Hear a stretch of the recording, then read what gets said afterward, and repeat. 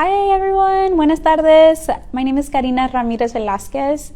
I'll wait just a little bit just to hopefully engage more viewers. So it's gonna be a little bit awkward. Oh, there's 2 viewers. Yay, hello. Welcome. Bienvenidos.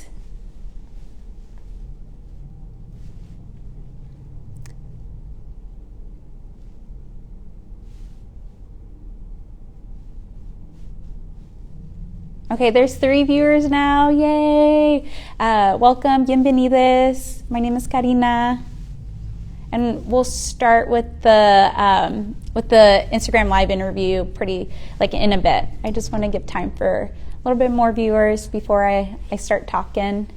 And please comment if you have any questions or that come up. Yeah, please feel free to comment away.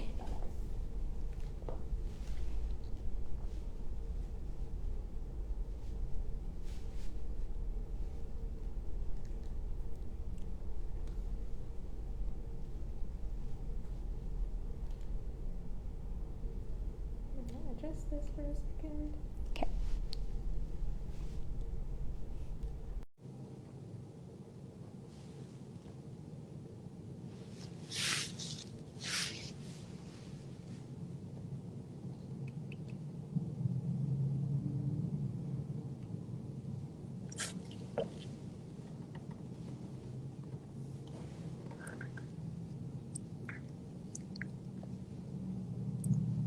Cool. Okay, I think we'll just start, and then if new viewers comes in, then I can go backwards again. But yeah, bienvenidos. Welcome. My name is Karina Ramirez Velasquez. I'm super excited to start the residency program here at Centro Cultural.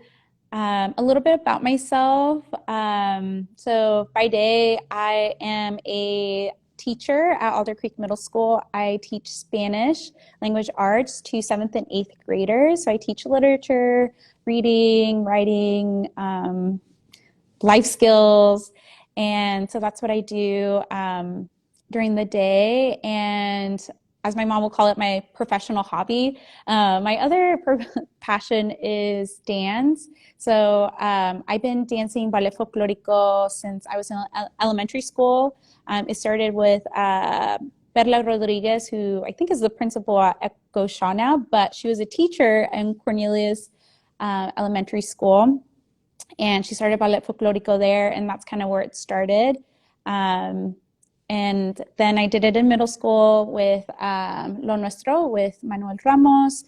And then after college, I took a little break from dancing to focus on my studies, but I really missed it. And so I went back with the director, Juan Loesa, for México en la Piel.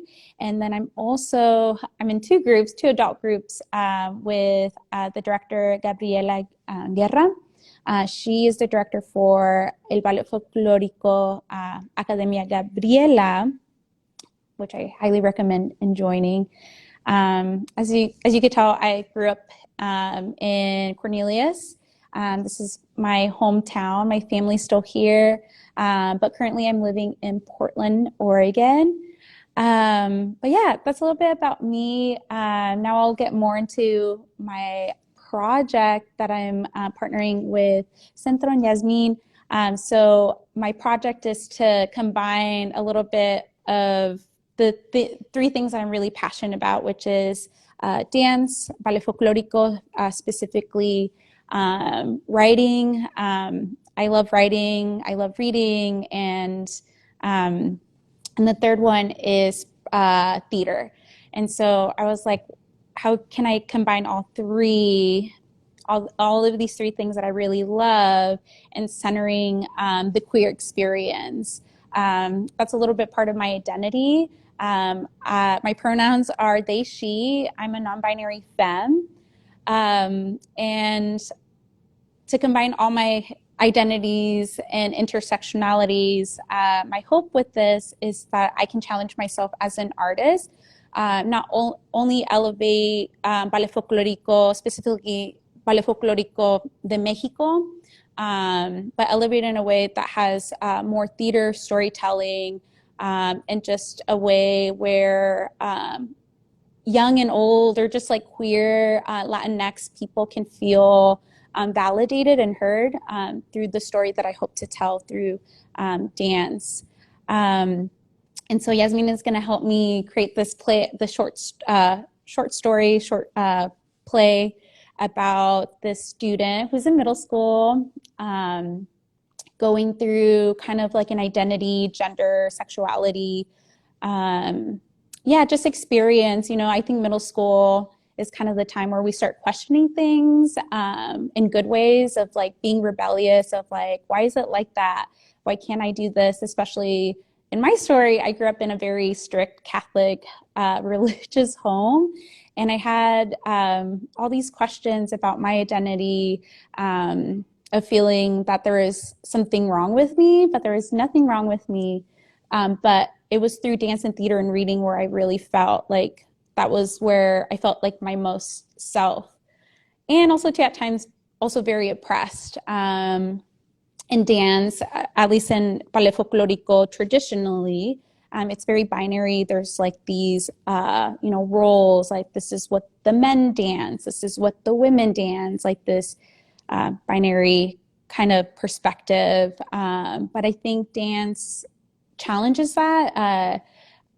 Dance doesn't have gender. Dance is very fluid. And so when I was very young, I've always wanted to dance or perform what's traditionally done by male, quote unquote, dancers. And I never felt brave enough to like question or ask, like, but I would have these conversations to myself or my sisters and say like, oh my gosh, I can dance better than this guy. Like, I want to do it, and things like that. So, and I know that there's stories like that of young people and dancers out there who are challenging that now. And so that's what I want to do, of just elevating that queer perspective and opening more doors to queer dancers and queer artists, that of just challenging those binary ideas. So that's what I hope to do with this play and short story.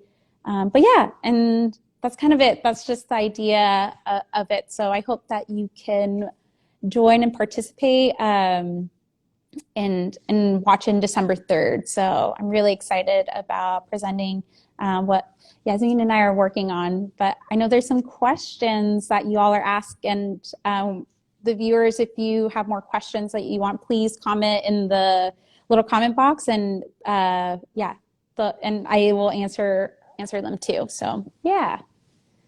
Okay, first question we have for you. How does it feel to be the first artist of residence at Centro and kicking off this pilot program?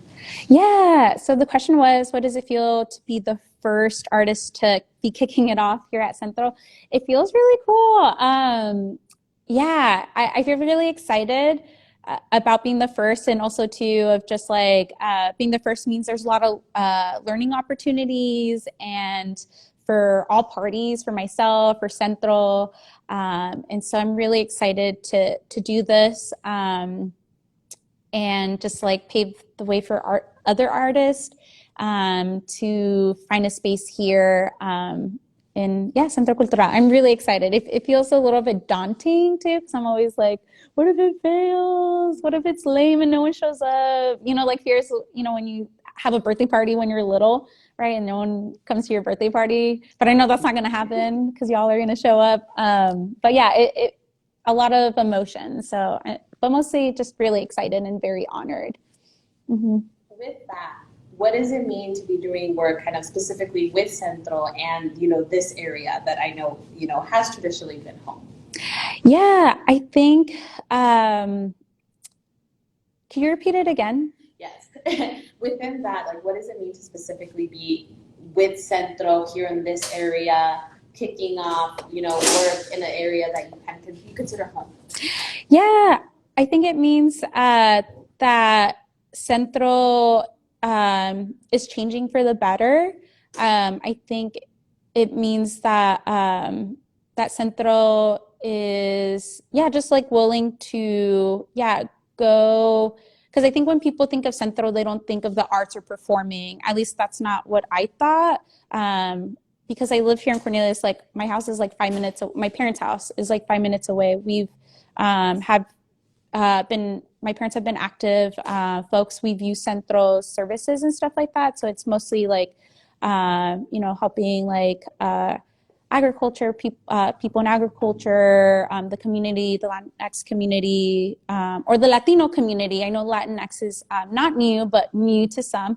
But I think it's just like elevating the doors with Centro. Yeah, I hope I answered that question. Yeah. Thank you. Let me see which order I want to do these other ones here. Ooh, this is a fun one. Okay, who have been some of your biggest supporters on your artistic journey? Yeah, my biggest supporter has to be you. Yes. So you're definitely one, you're top one. You're an S rank. Let's see, I would say my friend Gabby from, she's just been really supportive in me as a dancer and as a student of just really growing. Mexico en la piel, and my sisters too. They're my biggest haters, but also my biggest cheerleaders. So they've been really just supporting me in the, and just like in my artist skills. My students too, just being surrounded by young people and just like seeing so much hope and them experimenting with just like dance and theater and poetry. It makes me like always question like why don't I do that too? Like why am I not just as brave as this 7th grader? And so yeah, those are the folks who have been just uplifting me. Cambria, can't forget about Cambria. She's a dear friend of mine who also has really supported me through my journey as an artist. So yeah. I love it. Part of it is community. Yeah, community. Community. Yes. Kind of focusing a little bit on the dancing background. Obviously, your whole thing, is this hybrid of theater and dance. But focusing on the dance, what's made you kind of from the beginning passionate about ballet folklorico? Yeah, what's made me feel like super passionate about ballet folklorico, I felt it brought me closer to my identity. Of just like really knowing where I came from. So my parents are from Mexico, and they immigrated here, and so my mom would take me to the Cinco de Mayo at the waterfront. So that's kind of where it started, of just seeing just how powerful these dancers were and just like dancing and story. And I always just loved dancing as growing up. I think I got more serious in middle school because at that time you start thinking about like, sports or clubs that could help you go to college. And so there's a ballet folklorico group, Lo Nuestro, in my middle school, Neil Armstrong. And so I was like, well, I don't want to do track and field because I hate running and I don't want to do any other sports. So let's do dance and be more serious about it. And so that's kind of where it started. And then it just hasn't stopped of just like, I get to be, when I'm dancing on stage, I get to be my whole self. I feel when I'm out of the stage, like I feel like I'm always hiding something, or I can't be fully myself because I don't know if the world is safe or the situation is safe. But I feel with dance, when people see theater or dance, it opens up to tell a story where you can be like fully yourself. And so that's kind of where it started, like, and continues my passion and growth, and just like spreading that too. If it wasn't for my dance teachers and the groups that are here, like I look at California or like the states that are closer to the border, they have such a big ballet folklorico community where there's like so many dance groups, studios and shows and things like that. But I feel like Oregon right now is in the cusp of that. And so I want to be a part of it, of just like being with the Ballet Folklorico leaders that they are already here, just like how do I elevate these voices and my voice too, as a dancer and as a teacher. Yeah, so I think that's what gives me like the fire of just like watch how California, Texas, like Oregon is on its way. So yeah. I love it. Thank you. Thank you. Okay, so we have some questions here in regards to your project a little bit more. So it's a two-part question. So the first part is, what are some of the traditional gender norms in Ballet Folklorico, and what methods are you using to kind of break those norms? Yeah. So, what are some traditional gender norms in ballet folklorico? So, one would have to be like costumes and who plays in those costumes. So, you have the traditional, woman, man, girl, boy, and so there's specific costumes that go with those role. And so that's like an example. Certain songs are meant for like a whole uh, women or man cast, also to partners and stuff like that. So like usually, and I've heard this before too, of like, oh well, it won't be as exciting if there's no partners, like that binary of like there needs to be a man and a woman, boy, girl, dancing with each other. And so what I'm hoping to bring and change things, like it doesn't have to be that. I think too, like working with young people every year, working with seventh and eighth graders, like students are becoming more queer, I feel like, and having those conversations of just like maestra, maestre. So I go by maestre in my class. They say maestre Velasquez, like sometimes I don't feel like this. I just feel, like no soy non binario. And having those conversations as a teacher, especially this year, I got the privileged opportunity to work and start a small little ballet group at the school that I work with. Of just like, how do I honor these students and choosing what role? So we have a lead role and then we have a follow to make it more inclusive and having those conversations with other dance teachers of like, how can you open it? Like, that it's a spectrum. You get to choose what you feel comfortable. And also too, like experimenting with costumes and stuff like that. There was a dance group in California called Calibri where they had a dancer, like the top was more, I guess, like traditional top that a man wore, but the bottom was a skirt.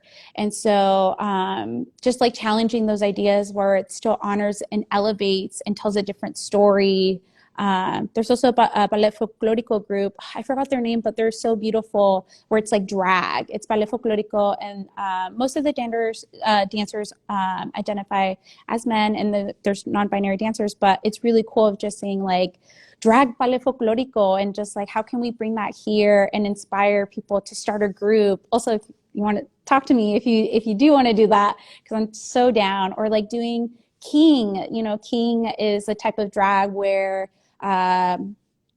women and non-binary folks will dress up as men and do drag that way too, of just like how can we bring that to like ballet folklorico. So that's like a couple of ways. Another way that I hope to bring too of just like why can't same gender dancers dance with each other and tell a love story too, because again, like the binary role of just like, oh, you have these solistas of a couple, doing this presentation of a man and a woman. But what about two men, like, sharing a story, or two women, or two non-binary people? And so those are ways that I'm trying to challenge the binary role of like there can be more stories being told that elevates ballet folklorico. So yeah. I love it. I'm excited. I'm excited to see what you create. We have a really fun question here. What advice do you have for other young Latina Latin performers? Yeah, so what I advise is just go for it. There's also never an age to like I'm 31, and I know I don't look like it, but I'm 31, and I started doing theater like in my late 20s, and I thought I was like too old. I don't know, like somewhere in my head I was like, no, I can't do theater. I can't be an artist because I should have done that, when I was in elementary school or in middle school, or in high school. And I really did. I did wanted to try it, but it was so white at Forest Grove High School. Like the theater was just very white, and I felt like I didn't have someone that looked like me, but dance was there. Ballet Folklorico was there. So there's people that look like me. That's where I gravitated to. But I think if it was more diverse, I probably would have done theater. But now that I'm an adult and trying to like heal my inner child, and then talking to Yasmin and Cambria, about like, hey, I want to do what you're doing. And so just go for it of just like, if you want to do theater, network, talk to your community, talk to your friends, and just kind of go for it. It is very scary. I will say I'm really fortunate because Cambria, my friend, was the one that connected me with Yasmin. And yeah, and so, but if you don't have friends that are in theater, I would say like just reach out even on Instagram or like, hey, can I grab coffee with you? Or like I said, if you want to grab coffee with me, like do it like, my Instagram handle and stuff like that. Or if you see someone that's doing something really cool in art, who's an actor or dancer, just reach out. The worst case scenario, it's a no, and then you just try again. But just putting yourself out there and yeah. Great. Okay, so that actually brings me to a question I have now that prompted something in me where I'm like, what's kind of the benefit? It's interesting of seeing, even today's format of using like Instagram Live to kind of get your message across. What is some of our benefits of using social media, especially when looking at such, let's be honest, revolutionary in our, modern culture, art forms and art topics? Yeah, I think it's a powerful way because it expands our thinking. We consume more. And I think with social media like Instagram or even TikTok is a big one, Facebook, YouTube. That's how I found out like the drag group in Mexico City. That's how I found out about them. And that liberated me of just like, oh my gosh, there's queer people who are doing this, or Colibri in San Diego and California with their dance group. And that was all through social media where I got to like, oh my gosh, someone is doing it. That means that I can do it too. And just like hearing these stories and yeah, just that connectedness, I think like, yeah, social media has been a big impact of just challenging status quo and yeah, and getting to tell a new story and yeah, and liberating people and just like, oh my gosh, there's someone that is just like me who is also going through this journey. So yeah, that's a great question. It was on the spot. You have an amazing travel opportunity coming up that isn't directly linked to the residency, but it's No. giving you a space to explore the residency more. Can you tell us about this trip and what's going on? Yeah, so I'm going to a trip. I'm going tomorrow to Oaxaca to it's like a conference. It's like a Ballet Folklorico conference through Danzantes Unidos, which is an organization in California, and they have this it's kind of like a sister, like this other thing that they do call Sin Fronteras, without borders. And so they're trying to connect Mexican Americans or Mexican or Latine dance artists in the Ballet Folklorico community to still be connected to the motherland in Mexico and kind of do this like como un intercambio, like this I don't know, I can't even think about it. And exchange, there we go. Yeah, an exchange of cultures and continuing to honor and celebrate Ballet Folklorico in Mexico and bring it over here. And so we're going to go and also celebrate Guelaguetza, which is this huge, it's almost, I would compare it a little bit like here in Northern Natives, like a powwow. So the Guelaguetza is like this huge celebration of indigenous communities in Oaxaca. Oaxaca is one of the states that really still honor the indigenous people over there. There's a lot of tribes who go to the Guelaguetza to like just dance and perform and just be super indigenous, which is amazing in a counter story because just like here in the US, Mexico can be very anti-indigenous. And so it's just a way of just like, no, we're here, we're not something from the past. And so I'm really fortunate and lucky that I get to go to celebrate the Guelaguetza as a guest and as a reconnecting native, and also to get to learn all these different workshops and hopefully bring it over here, and just be a better, just a better dancer, a better storyteller, a better historian too, of just like as I'm teaching these dances or sharing these narratives, that I'm doing in a way that honors Indigenous people, honors our Mexican culture. And so, and I'm excited to bring that in one of the workshops that I'll be leading for you all in August. August 13th. Yeah. Save the date. So August 13th, I'll be leading a workshop, and hopefully, get to bring that. So here at Centro Cultural in Cornelius. So please put that in your calendar. Like that for a second. No. Okay. So if there's one message you could get across to like anyone, here in Portland, the county, anyone in power, just about the art form that you're passionate about, what kind of message would you want to get across? I think my message would be that Ballet Folklorico is just as valid as European dances like ballet. So that's my message of like, I hope that people can see Ballet Folklorico as this elegant art form, which it deserves. It deserves to be elevated in that such, or even more so than ballet or like traditional dances. And so that's what I hope. I hope that message, because I think a lot of times people see Ballet Folklorico, oh, that's a cute little after school activity. Oh, you can't really do anything with it, or it's just like a community group, and there's nothing wrong with that. I think community groups are beautiful, but why can't we see it as the way that in Mexico, right? Like you have El Ballet Folklorico de Amalia Hernandez, where they get to dance at El Palacio de Bellas Artes. Why isn't, not to call them out, but like the ballet in Portland or the Oregon Ballet not asking, or helping or communicating with, artists and directors who are here and established, to come and dance with them or do a show, or theater companies too. Like, I know,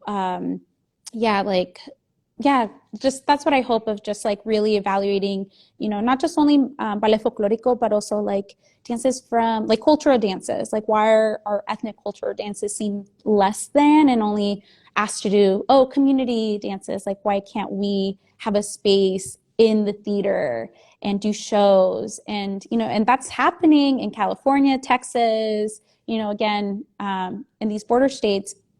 But why isn't it happening here in Oregon? And so that's my challenge to dance companies, theater companies, of like, how are you inviting us in the table?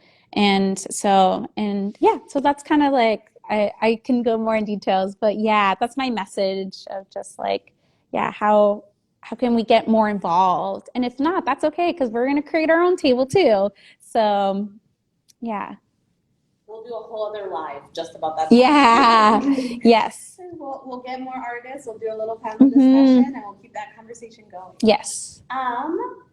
If you want, I don't know how well they can hear me. So if you want to remind if there's any questions that they want to ask. Any questions that you all want to ask me? In the meantime, you said they can hear me? Okay, you can hear me in the back. Great. Yay. In the meantime, the logistics, Karina's in residence here until August 19th. Yeah. So we have a nice... Oh, get closer to the mic. Oh, okay. You can tell this is live, everyone. Yeah. I'm not ready for camera, but I'll get closer to the mic. I'll be off camera with the mic. Hello, everyone.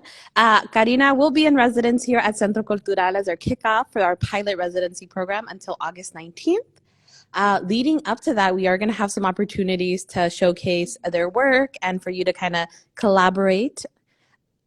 So our first kind of in-person element that you'll be able to witness will be at our Summer 50, which is July 30th, and that's going to be at Shoe Park, which is going to be a free, open to all the public, everyone around. So come join us. We're going to have amazing entertainment all the way from the Yakima Valley, all the way locally. It's going to be phenomenal. And Karina's going to be giving us a preview of what they're working on. So that's going to be our first chance to really interact. After that, we'll have kind of 2 public-facing opportunities for the community engaged. We're going to have a happy hour on August 5th. So that's going to be a great little after-work opportunity. Some aguas frescas, some botanas, drop on by here at Centro Cultural. So that'll be a fun one. And then, as we mentioned, August 13th, we're going to have a 2-part workshop. We're going to be doing a workshop specifically for kids early in the day, and then a workshop more for adults later in the evening. Signups for that are going to be released on July 25th. So be on the lookout on our social medias and website. And it's free, open to the public, any experience level. If you've never, ever tried it before, please come join us. So that's going to be on August 13th. And then we're going to round off on August 19th with a closing celebration. We'll be here at Centro again. Again, you know, we love to celebrate and break food together because that's what makes community. So we'll have some more food and drinks for us. And then we'll kind of get another little preview of what Karina's been working on and celebrate together as they close out their residency. Yeah. But I don't know, did we get any other little questions in here? And then, do you have anything else you want to share with everyone? Sure. Yeah, thank you so much for participating. And yeah, I'm excited to, be able to do this and tell a story. And I just hope that, especially if you are yourself someone who is queer and like still kind of like scared to come out and be your true self, I hope that this empowers you and empowers Latina stories and identities. And so, yeah, thank you so much. And I'm so excited. So, yeah, that's kind of it. Yeah. Thank you for your time. We're going to close out the live here, but if anyone, let them know that if they have any other questions after this, they can message our Instagram. Yeah. Message you. Yes. Yeah. Message me or message Centro's Instagram if you have any more questions about my project, about the residency. Yeah, please type away. Bye. Thank you.